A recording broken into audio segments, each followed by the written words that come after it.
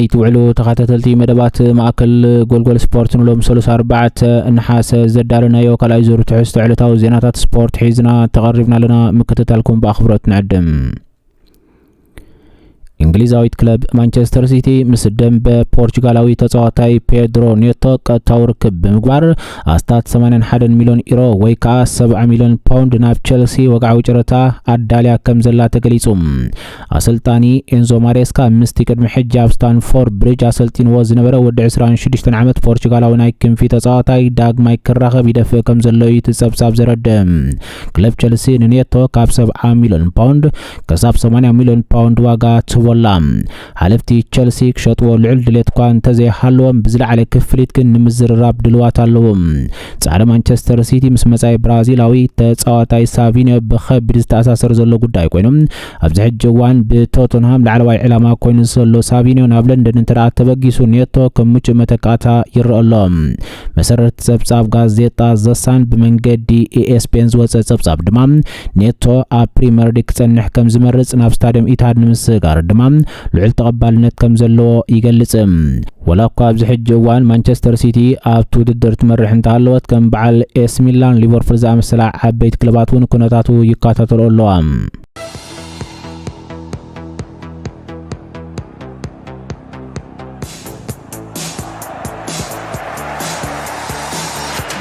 انجليزاويت كلب تشيلسي ود 28 عامت ناي صقام تخلخلاي بيب تشافاريا كاب اسبانياويت كلب رايو فاليكانو نمفرا ملء بملء تسامع كم زلا تغليصوم زاناي بريمير ليج كلب دحرسته محايشه امام مقربا وسان سرحيت بمفصام نتي تخلخلاي 25 مليون يورو زغمت باكيج توساخي مسبقعات استاساسر بوناس حويسا ጨረታ በመቅራቢያ አረጋግጫቶም እዚ ስምምዕ ካብታ 50 ሚሊዮን ዩሮ ዝነበሮ ናይ መፋትሒ አንቀጽ ትሕት እንኳን ተቆደም እዚ መሸጣ ግን ኣብ ታሪኽ اسبانياويت كلب زعاب يمشطا كوينو تمزغيبلهم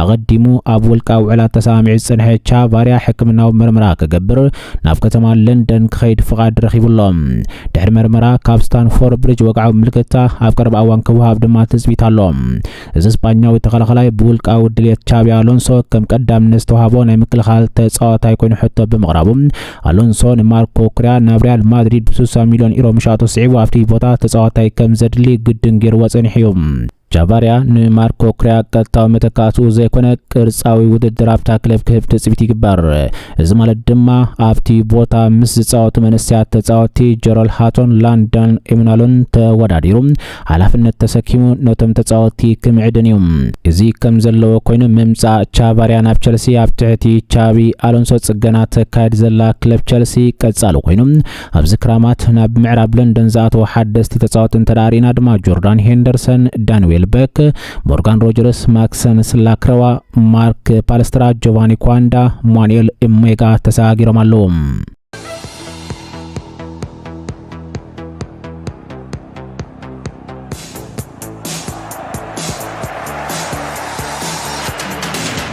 فرنساوي አሰልጣኒ ክለብ አርሰናል ነበር አርዘን ቨንገር ነጥፊፋ ወሲኖ ዝነበረ አካታዒ ውጥን ምስራዝ ወሰደው ውሳኔ ፍጹም አድላይን ሕቶ ዜድሊን ምኻኑ ፍሊጦም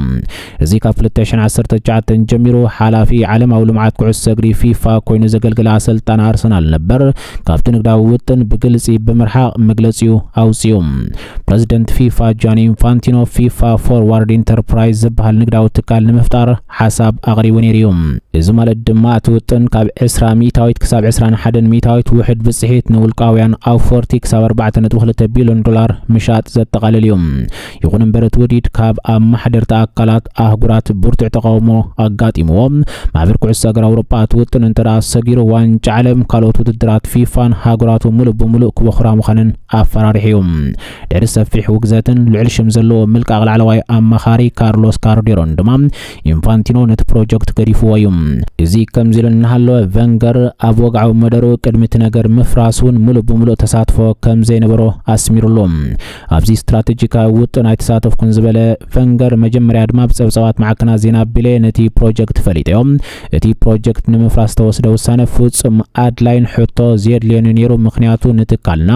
በተወፋይነትን ጉልጽነትን ቅንዕናን ዘገልግል ናጻ ፊፋ አጽኒዕ ስለዛምን ኢሎም ብዘይካ ዝድማ ቨንገር ብህዝቢ ዝተገንሑ ኣብ ዙርያ ኢንፋንቲኖ ዘሎ ውሽጣውን ግዳማውን ፖለቲካዊ ቅልውላው ኣጋዲድዎሎም። ዋና ጸሓፊ ፊፋ ማቲያስ ግራቭስትሮመር ብወገኑ ጎኑ ቨንገር ነቲ ፍሽለት ዘሕዝንን ዘንቅፍን ተኸታታሊ ፍጻሜታት ኢሉ ብምጽዋዕ መስርዑ ሰቢሩ። ካብዚ ሓሊፉ ማሕበራት ኣውሮጳ ማሕበር ኩዕሶ እግሪ ዌልዝ ማሕበር ኩዕሶ እግሪ እንግሊዝ ሓዊስካ ቅድሚት ኣብ ወርሒ መጋቢት ዝካየድ ዳግማይ ምርጫ ንኢንፋንቲኖ ዝህቦ ደገፍ ብንጥፈት ክስሕባ ምዃንን ኣፍሊጠን ኣለዋ።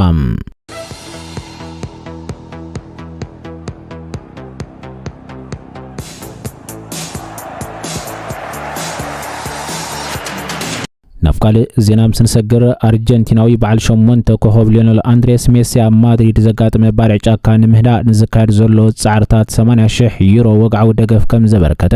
ፕረዚደንት ማሕበር ማድሪድ ኢዛቤል ዲያዝ ኣይሶ ተዛሪባ። ኣብዚ ቅርብ እዋን ዘጋጥመ ባርዕ ሓዊ ኣሽሓት ሄክተራት መሬት ኣቃጺሉ ንብረት ዓንዩ ከምኡ ድማ ህጹጽ ረድኤት ዘድልዮም ኣስታት 10,000 ነበርቲ ጸልዩ። ፕረዚደንት ኣይሶ ነታ ኣርጀንቲናዊ ምልክት ኩዕሶ እግሪ ኣብ ማሕበራዊ መራኸቢታት ወጽያ ብግልጺ ኣመስጊና። ህዝቢ ማድሪድ ድማ ኣብ ቅርብ እዋን ዝግብኦ ክብሪ ንምሃብ ኣብታ ከተማ ክቕበሎ ብሃንቀውታ ከም ዝጽበ ገሊጻ። እዚ ኣበርክቶ ድማ ነቲ ብዓለም ደረጃ ብመንገዲ ሊዮ ሜሲ ፋውንዴሽን ዝመሓደር ናይ ግብረ ሰናይ ስራሕ ነዊሕ ታሪኽ ሜሲ ዝገልጽ እዩ።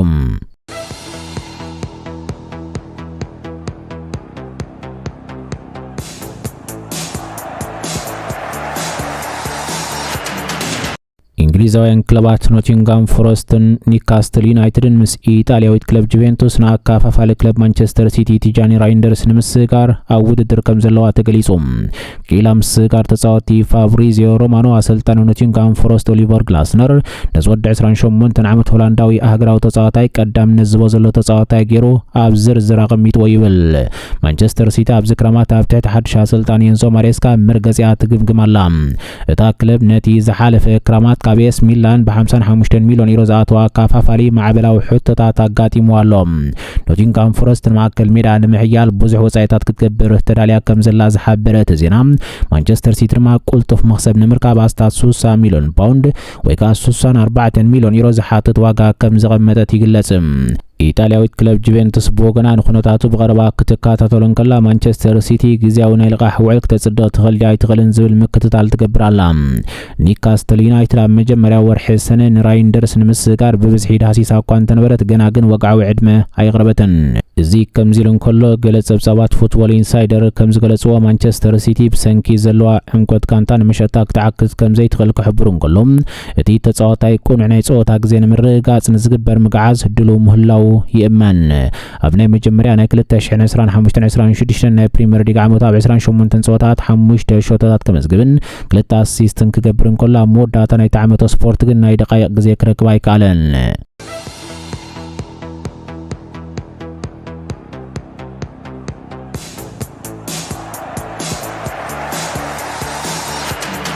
ብራዚላዊ ተጻዋታይ ቪንሰስ ጁኒየር ምስ ሓድሽ ኣሰልጣኒ ክለብ ሪያል ማድሪድ ሆዜ ሞሪኖ ዝገበሮ ናይ መጀመርያ ዝርርብ ኣዝዩ ጽቡቕ ከም ዝኸደ ብምግላጽ እታ ኣሰልጣኒ ምስ ኣሰላልፉ ዝኸይድን ምስኡ ክቕጽል ከም ዝደልን ከም ዝገለጸሉ ኣቃሊዑ። እዚ ወዲ 26 ዓመት ናይ ክንፊ ኣጥቃዒ ድሕሪ ካልኣይ መዓልቲ ልምምድ ብቐጥታ ምስ ቲቪ ሪያል ማድሪድ ኣብ ዝገበሮ መግለጺ ብዛዕባ ትጽቢት ሞሪኖን ጽዕነት ስራሕታ ጋንታን ርድኢት ኣቕሪቦም። እዚ ተጻዋታይ ኣብ መግለጺኡ ሆዜ ሞሪኖ ከም ወትሩ ዝነበርክዎ ክኸውን እዩ ዝደሊ ሕጉስ ኮይኑ ክጻወት ከም ዝደሊ ድማ ተዛሪብን ኢሎም። እቲ ርክብ ኣዝዩ ጽቡቕ ነይሩ። ምስ ሓደስቲ ተጻዋቲ ሓድሽ ኣሰልጣኒ ምፍላጥ ኣዝያ በርቲዕካ ልምምድ ምግባር ዝተሓወሰ ነይሩ ክብል ኣነጺሮም። ኣብ ቅድመ ውድድር ብቕዓት ኣብዚ ዓመት ስፖርት ውሕድ መስበርቲ ንኽህልወና ኩሉ ሰብ ንኽህልውን ብኣካል ክንዳሎ ኣለና። ትማሊ ክልተ ጸወታት ነይሩና ሎማ ሓደ ኩላትና ኣዝና ደኺምና ወዲናዮ ሕጂ ግን ናይ ዕረፍቲ ግዜ በፂሕሎ ክብል ቪንሰስ ጁኒየር ቃላቱ ኣስሚዑ። ብዘይካ እዚ ተጻዋታይ ኣብ ትሕቲ ሞሪኖ ክሰርሕ ምዃኑ ብኣጉ ኣወንታዊ ጦብላሕታ ከም ዘለዎ ክገልጽ እንከሎ ናይ ነዊሕ እዋን መጻኢኡ ኣብ ሜዳ ሳንቲያጎ በርናቡ ግን እርግጸኛ ከም ዘይኮነ ኣነጺሩሎም። ቪንሰስ ጁኒየር ኣብ መወዳእታ 12 ኣዋርሕ ውዕሉ ኣትዩሎም። ኣካይድቲ ስራሕ ሪያል ማድሪድን ወከልቲ እቲ ተጻዋታይን ድማ ኣብ ዝርርብ ተዓጽዮም ከም ዘለዉ ዘጋርዲያን ጸብጺቦም። ይኹን እምበር ቪንሰስ ጁኒየር ውዕሉ ንምሕዳስ እንተዘይተሰሚዑ እታ ክለብ ዝመጽእ ክራማት ብነጻ ክትሰኖ ካብ ኣብ ሓደጋ ምእታው ቅድሚ መስኮት ምስጋር ወርሒ ነሓሰ ምዕጻው ገንዘብ ክትረኽበሉ ክትሸጦ ክትጥምት ምዃና ጸብጺ ጸብጻባት ይሕብሮም ቻምፒየን ፕሪሚየር ሊግ አርሰናል ነቲ ኩነታት በቀረባ ተከታተሎ በምህላዋ ነዚ ብራዚላዊ ተጻዋታይ ናብ ሰሜን ለንደን ንምስጋር ዓቢ ፋይናንሳዊ ፓኬጅ ከተቀርብ ድልውቲ ኮይናላ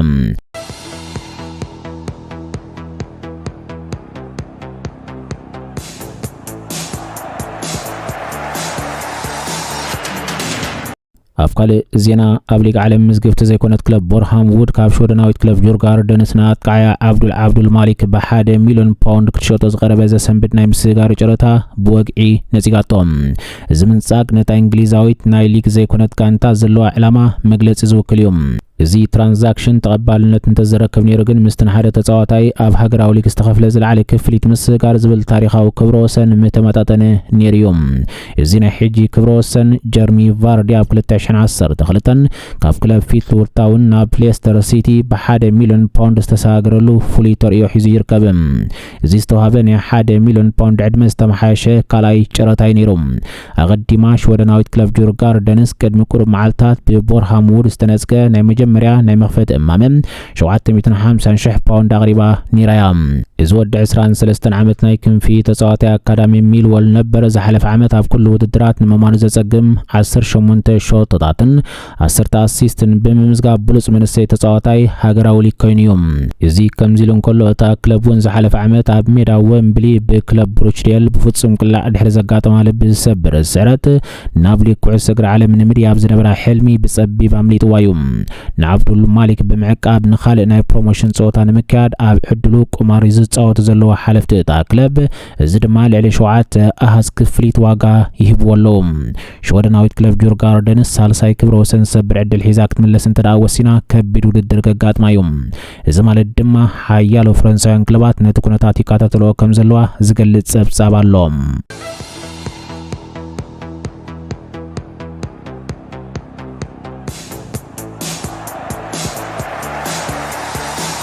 ቅድሚ ናይ መወዳእታ ዜና ሆላንዳዊት ክለብ አያክስ አምስተርዳም ነቲ ፈረንሳዊት ክለብ ፓሪስ ሰንት ጀርመን ሚካ ጎድስ ዘቕረበቶ 4 ሚሊዮን ዩሮ ምስተወሳኺ 5 ሚሊዮን ዩሮ ቀዳማይ ጨረታ ነዚጋቶ ከም ዘላ ተገሊጹ በቴክኒካል ዳይሬክተር ጆርዲ ክሩፍ ተመሪሓ ዝርርብ ተካይድ ሆላንዳዊት ክለብ አያክስ በዚ መበገስ ዋጋ ናብ ልዝብ ከም ዘይተኣቶ ብምሕባር ነዚ ወዲ 21 ዓመት ቤልጅማዊ ናይ ክንፋ አጥቃዒ ልዕሊ 60 ሚሊዮን ዩሮ ዋጋ ትወላ ቤልጅማዊ ተጻዋታይ ሚካ ጎድስ ድሮ ምስ ፒኤስጂ ብውልቃ ውዕላት ብናይ ነዊሕ ግዜ ውዕል ተሰማሚዕሎም ይኹን እምበር አያክስ እቲ ውዕል እንተዳ ፈሪሱም ነዚ ናይ ክንፊ ተጻዋታይ ክሳብ 2032 ዝጸንሕ ሓድሽ ውዕል ጌራ ክትኣስሮ ክትፍትን እያ ፈረንሳዊት ክለብ ፒኤስጂ ኣብዚ ሕጂ እዋን ቀጻሊ ስጉምታት ትመዝን ከም ዘላ ዝገለጸት ጸብጻብም ንውሳነ አያክስ ንምፍታን ድማ ኣብ ቀረባ እዋን ዝተመሓየሸ ሓሳብ ሒዛ ክትምለስ ትጽቢት ይግበረላ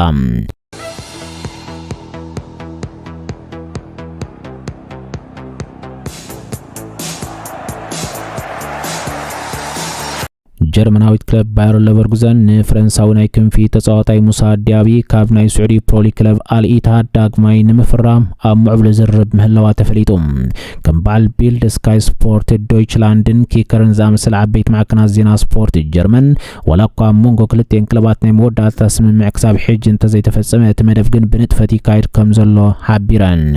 ኣካይዲ ስራሕ ስፖርት ባየር ሌቨርኩዘን ሳይሞን ፎልፈስ ነቲ ዘተ ይመርሖ ምህላው ዝሓበረት ጸብጻብም ተቲ 30 ሚሊዮን ዩሮ መሳገር ዋጋ ክግበር ትጽቢት ይግበረሎም እዚ ማለት ድማ ካብቲ ቅድሚ ናብ ማእከላይ ምብራቕ መጓዓዙ ዝነበሮ 60 ሚሊዮን ዩሮ ዝበጽሕ ዋጋ ዕዳጋ ሩይ ምንቁልቋል እዩ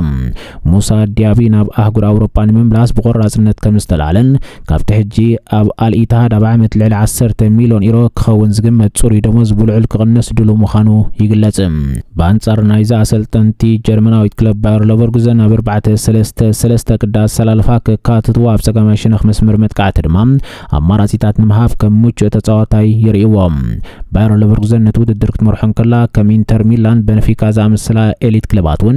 ዲያቢ ናብ ኣውሮፓ ንምምላስ ዘለዎ ድሌት ይከታተልዎ ከም ዘለዋ ጸብጻባት ይረድኦም